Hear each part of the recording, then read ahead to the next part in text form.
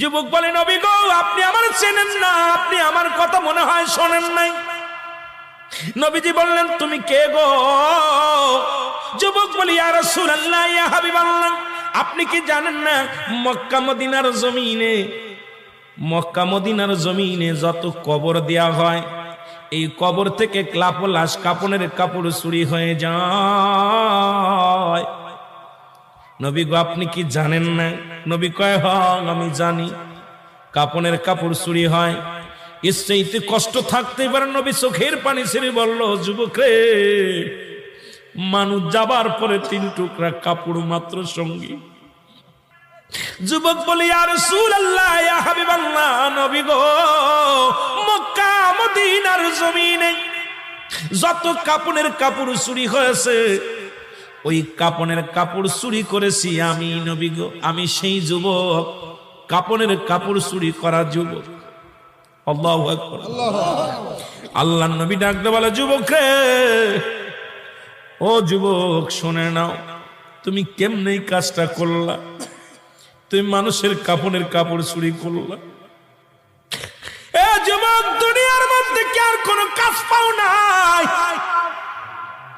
যুবক বলে, ইয়া রাসূলুল্লাহ, ইয়া হাবিবাল্লাহ, নবী গো, ও মায়ার নবী, আমি ভুল করেছি, আমারে আপনি তওবা করে দিন, আল্লাহ যেন আমারে মাফ করে দেয়। যুবক বলে, আল্লাহর নবী বলে, যুবক রে, তুমি তওবা করো, তওবা করলে আল্লাহ মাফ করে দিবে। যুবক বলে, নবী গো,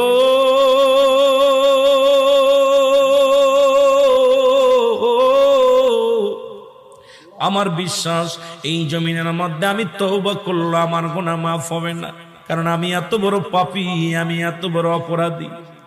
আল্লাহর নবী কয়, যুবক রে, তুমি তওবা করো, তওবা করলে আল্লাহ তোমারে মাফ করে দিবে। যুবক বলে, নবী গো, মায়ের নবী, আমার মতো পাপীরা আমার আল্লাহ ক্ষমা করবে না। আল্লাহর নবী বলে, যুবক রে, তুমি তওবা করো, তোমারে মাফ করে দিবে আমার আল্লাহ। যুবক বলে, নবী গো, আমি শুধু কাপনের কাপড় চুরি করি নাই।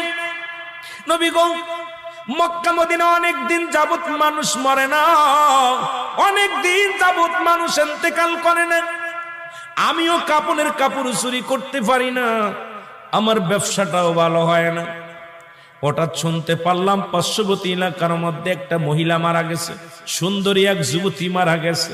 আমি দৌড়ায় গেলাম, নিজে তার জানাজায় শরীক হলাম, দাফনে শরীক হলাম।